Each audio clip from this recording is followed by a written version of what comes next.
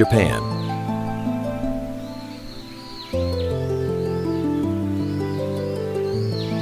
A country that most people think they understand. The bullet trains, the cherry blossoms, the neon lights of Tokyo. But there is another Japan, one that exists far from the cities, far from the crowds, far from everything familiar.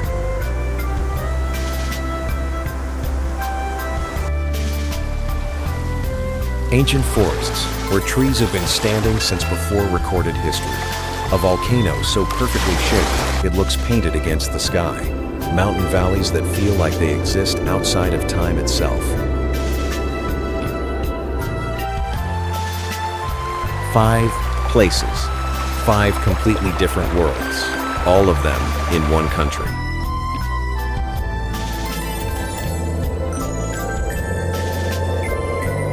This is Japan, and nothing will prepare you for it. There is one image of Japan that exists in every mind on Earth. A perfect cone of snow-capped rock rising above the clouds, symmetrical, silent, impossible to misidentify. Mount Fuji. At 3,776 meters, Fuji is the highest mountain in Japan and one of the most recognizable natural landmarks on the planet. It has been painted, photographed, and described more times than any other mountain in Asia. It appears on currency, on postage stamps, on the cover of books that have nothing to do with mountains. To see it in person, after a lifetime of seeing it in reproduction, produces a specific kind of recognition, the confirmation that something you assumed was exaggerated was actually undersold. Fuji is a stratovolcano, the same type as Mount St. Helens, as Vesuvius, as Krakatoa. It last erupted in 1707, covering Edo modern Tokyo in volcanic ash for weeks. The mountain is not considered extinct. It is considered dormant. Scientists monitor it continuously. The network of sensors on and around the mountain is among the most sophisticated volcanic monitoring systems in the world. The question is not whether Fuji will erupt again, it is when. The symmetry that makes Fuji so recognizable is a product of its volcanic history. Each eruption added layers of lava and ash in roughly equal distribution around the central vent, building the cone upward and outward with a consistency that most volcanoes do not achieve. The result is a shape so geometrically close to perfect that early observers assumed it had been constructed rather than formed. From certain angles, at certain times of day, that impression does not entirely disappear. The climbing season runs from early July to early September, a narrow window determined by weather and snow conditions. During this period, approximately 200,000 people attempt the summit each year. The mountain is divided into 10 stations, with most climbers beginning at the 5th station, accessible by road. From there, the summit is approximately 6 hours up and 4 hours down. The trail is well marked, heavily used, and at certain hours resembles a slow queue more than a wilderness experience. And yet the summit itself, the crater rim at 3,776 meters, where the air is thin enough to notice and the temperature drops below freezing even in summer, delivers something that the crowds below cannot diminish. The view from Fuji on a clear day extends across the Kanto Plain to Tokyo Bay in one direction and across the Japanese Alps in another. The shadow of the mountain itself, cast westward at sunrise, is visible from the summit as a perfect triangular silhouette projected across the clouds below, a phenomenon called the shadow of Fuji that climbers specifically time their ascent to witness. Fuji 5 Lakes, the cluster of lakes formed by ancient lava flows at the mountain's northern base, offer the views that most photographs of the mountain are taken from. Lake Kawaguchiko in particular provides a reflection of the mountain on calm mornings that has become one of the most reproduced images in Japanese tourism. The combination of the inverted peak in still water, framed by cherry blossoms in spring or autumn foliage in October, achieves a kind of visual perfection that feels almost unfair. The cultural weight of Fuji in Japan is difficult to overstate. The mountain has been a site of Shinto worship for over 1,000 years.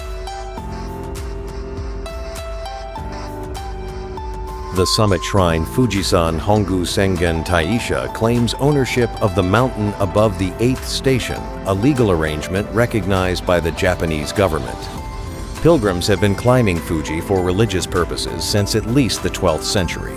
The white robes worn by traditional climbers, the wooden walking sticks branded at each station, the prayers offered at the summit. All of it connects the modern experience of climbing the mountain to a practice that is genuinely ancient. UNESCO recognized Fuji as a Cultural World Heritage Site in 2013, not as a natural site, but as a cultural one. The designation acknowledged what Japan had understood for centuries, that this mountain is not simply geography, it is identity. It is the image that Japan projects to the world and the image that the world projects back onto Japan. Standing at its base, looking up at the cone disappearing into cloud, that weight becomes physical. The mountain has been here for hundreds of thousands of years. It has watched civilizations rise and fall at its feet. It will watch more. It is entirely indifferent to being famous.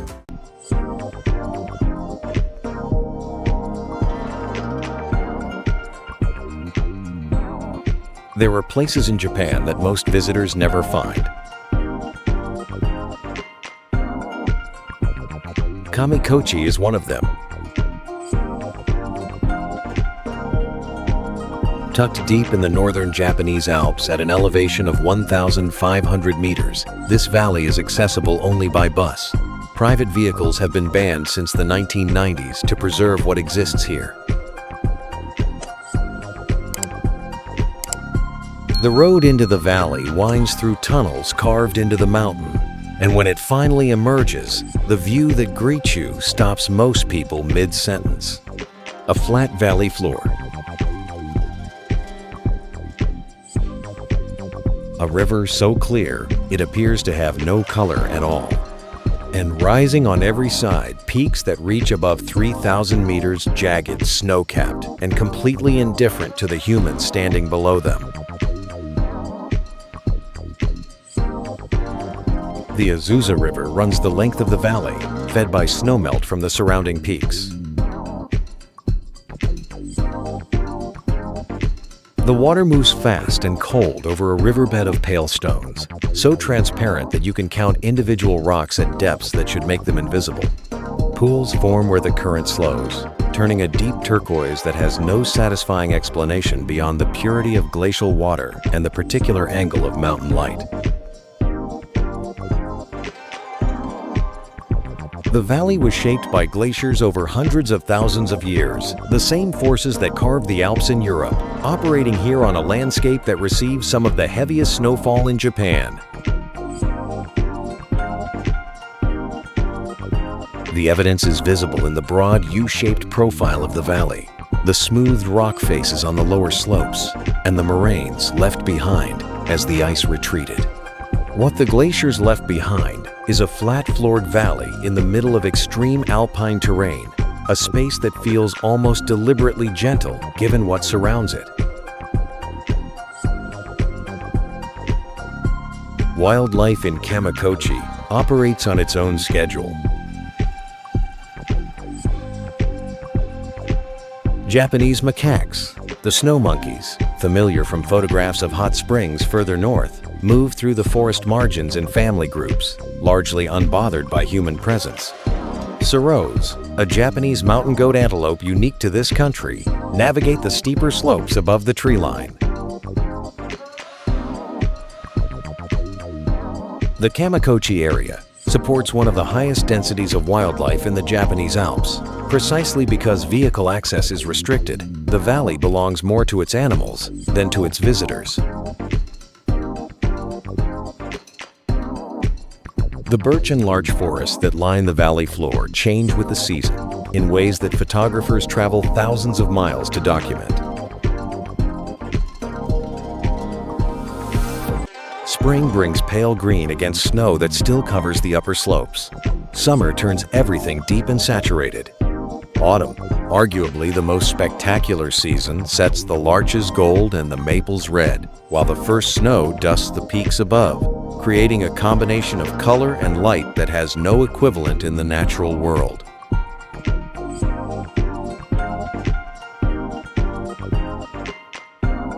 The history of Kamikochi as a destination begins with a British missionary named Walter Weston, who arrived here in the 1890s and spent years climbing the surrounding peaks, then wrote about them for a Western audience. His books introduced the Japanese Alps to the outside world and helped establish mountaineering as a pursuit in Japan. A small relief of Weston's face is carved into a rock near the valley entrance, a quiet acknowledgement that sometimes the people who love a place most are not the ones who were born there.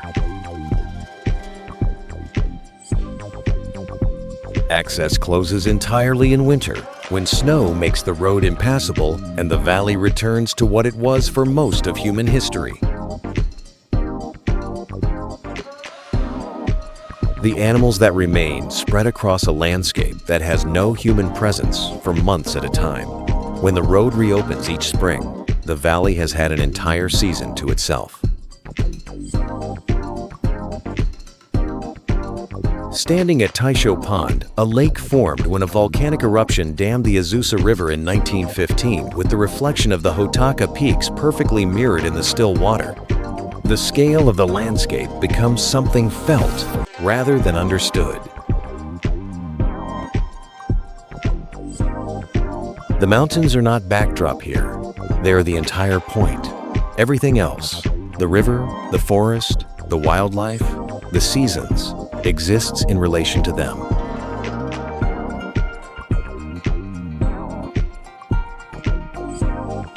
Kamikochi does not ask you to do anything. It does not require hiking or climbing or any particular effort beyond arriving and being present. It simply requires that you pay attention.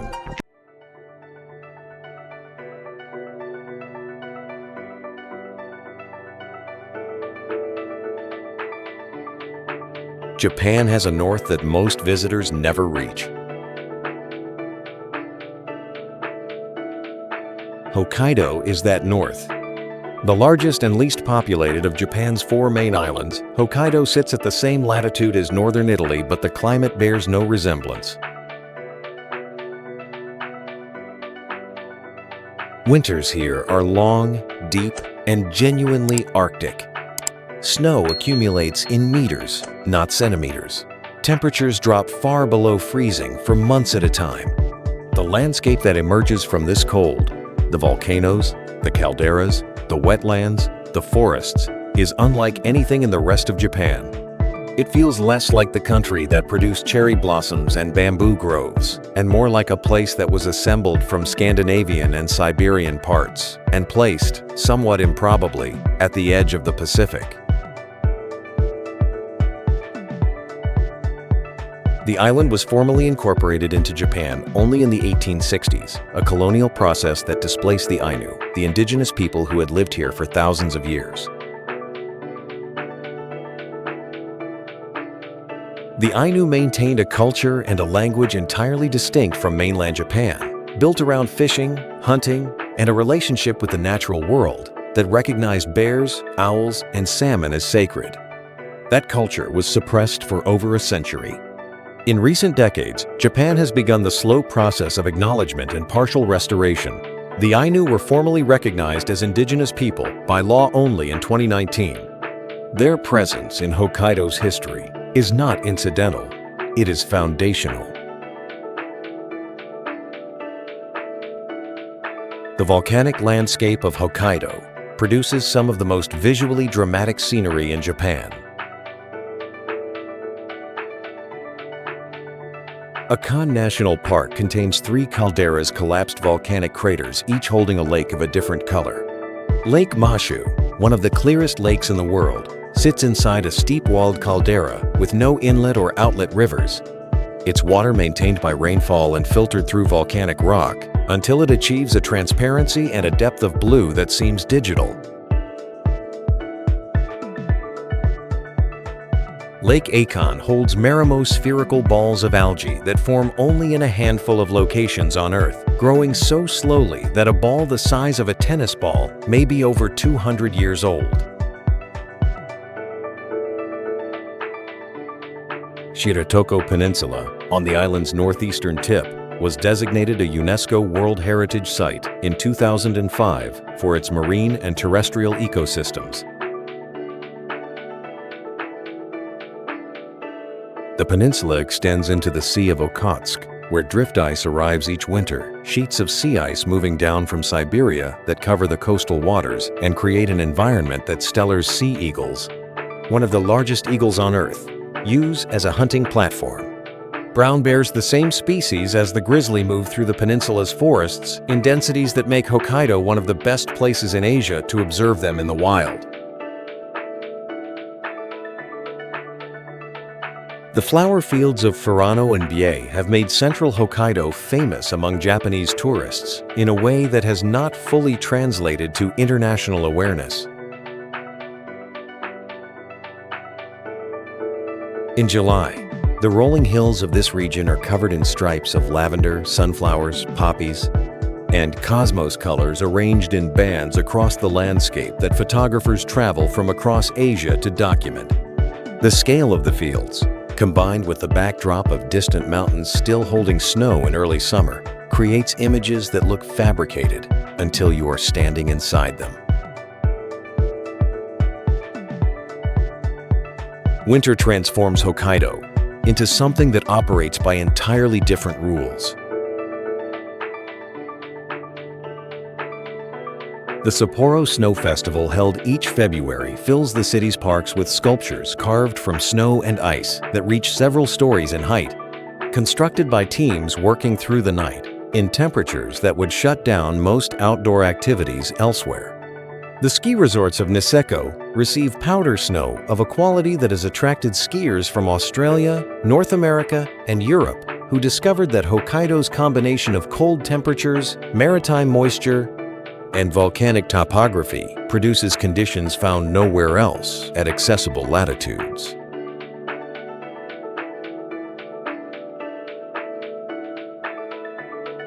The food culture of Hokkaido reflects its geography with a directness that the rest of Japan admires. The island produces the majority of Japan's dairy, wheat, and seafood.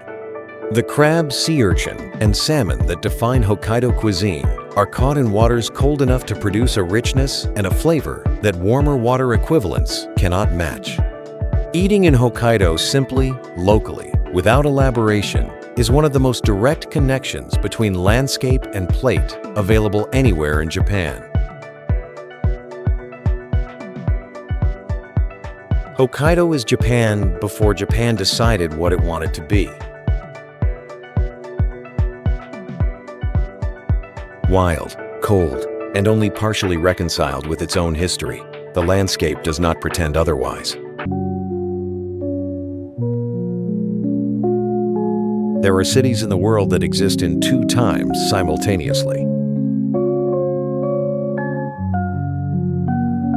Kyoto is one of them. For over 1,000 years, Kyoto was the imperial capital of Japan, the center of culture, religion, art, and power in a civilization that was developing sophisticated aesthetics while most of Europe was still building in wood.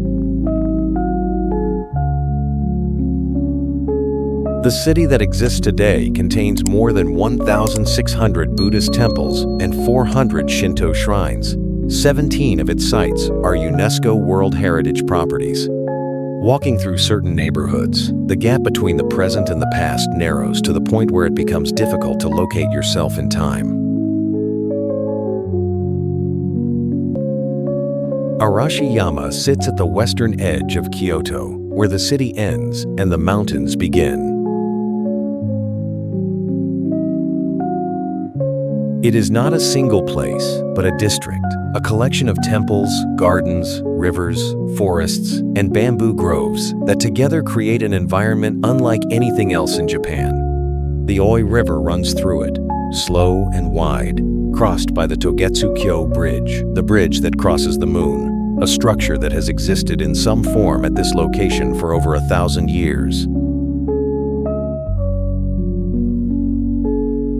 The bamboo grove of Arashiyama is the image most people carry.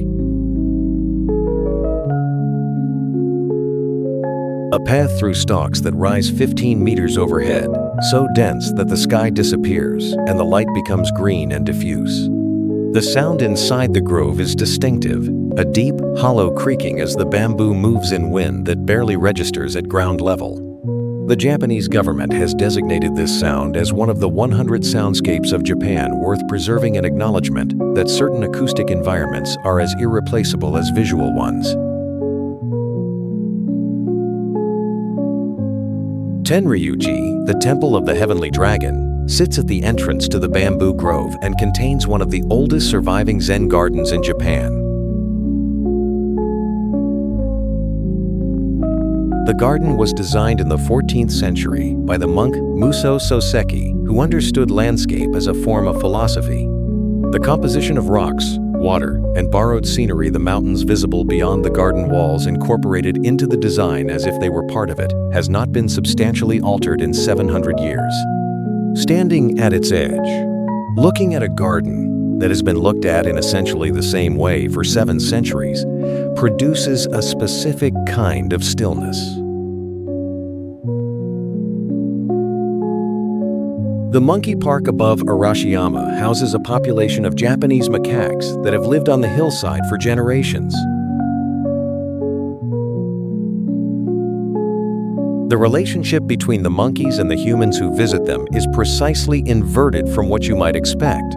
The humans enter an enclosed area to look out at the view while the monkeys move freely around them, pressing their faces against the wire mesh to take food offered from inside.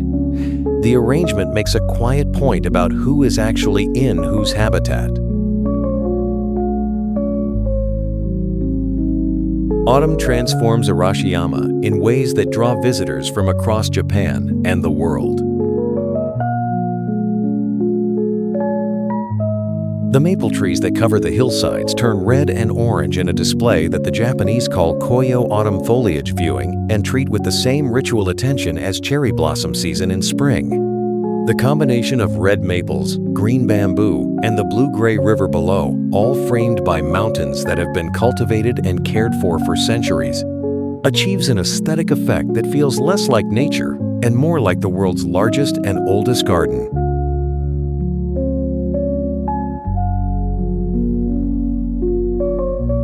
The Sagano Scenic Railway runs through the Hozu River Gorge at the edge of Arashiyama, moving slowly through terrain that has been largely unchanged for centuries.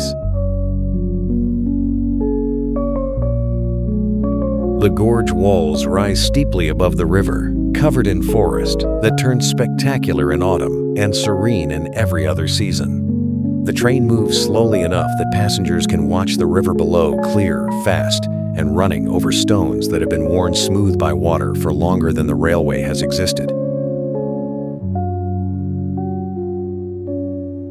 Arashiyama is not a place that announces itself. It does not overwhelm on arrival. It accumulates. Each temple, each garden, each section of bamboo adds to something that only becomes fully visible in retrospect. The recognition that you have spent hours in a place where every element has been considered, where nothing is accidental, where the relationship between the built and the natural has been negotiated with a patience and a precision that most cultures never attempt. Japan has been thinking about beauty for a very long time. Arashiyama is what that thinking looks like when it has had 1,000 years to mature.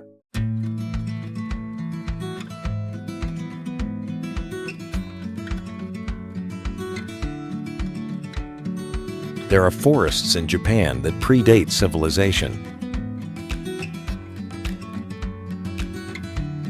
Yakushima is where they still exist. This small island sits off the southern tip of Kyushu, in water warm enough to support coral reefs, under skies that deliver more rainfall than almost anywhere else in Japan. The mountains at the island's center rise above 1,900 meters, high enough to intercept weather systems moving across the Pacific and wring them dry. The result is a landscape of almost incomprehensible wetness. Moss covers everything. The rocks, the roots, the fallen logs, the living trees, every surface is green, layered, and alive, in ways that make the forest feel less like a place and more like a single organism. The cedar trees of Yakushima, called Yakusugi, are the reason the island exists on any map that matters. These trees grow slowly in the island's granite-rich, nutrient-poor soil, producing wood so dense with resin that it resists decay for thousands of years. The oldest living specimen, Jomonsugi, is estimated to be between 2,000 and 7,200 years old. The range exists because trees this ancient are beyond the reliable reach of dating methods. It is one of the oldest living things on Earth. Standing in front of Jomonsugi requires a 6 to 10 hour hike through terrain that has no shortcuts. The trail follows an old logging railway before climbing through forest that becomes progressively older and stranger as elevation increases. By the time the tree comes into view, you have been walking for hours through a landscape that has been building itself for millennia. The scale of Jomonsugi, 25 meters tall, 16 meters in circumference, registers differently after that walk than it would from a parking lot. The forest that surrounds the cedar groves was designated a UNESCO World Heritage Site in 1993, one of the first in Japan.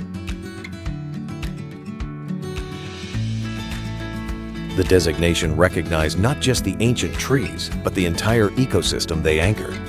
The island contains a remarkable compression of climate zones, subtropical vegetation at the coast, temperate forest on the lower slopes, subarctic conditions near the summits. Walk from the beach to the peaks, and you pass through ecosystems that would normally be separated by thousands of kilometers of latitude. Yakushima deer and Yakushima macaques, both subspecies found nowhere else on Earth, move through the forest with a familiarity that suggests the humans are the recent arrivals, which is accurate. The macaques here have developed behaviors not observed in other populations, including a tolerance for the deer that borders on companionship.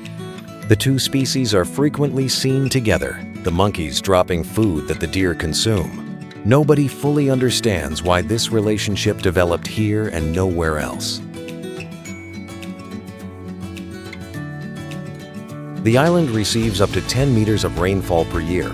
In the interior, a figure that requires repetition to fully process. 10 meters. The water that falls on Yakushima feeds rivers that run clear and cold year-round, carving through granite and waterfalls that drop directly into the ocean at the island's edges. Swimming in these rivers, surrounded by forest that has never been cleared, in water that has never been treated, produces a specific feeling, something between clarity and disorientation that is difficult to describe to anyone who hasn't experienced it.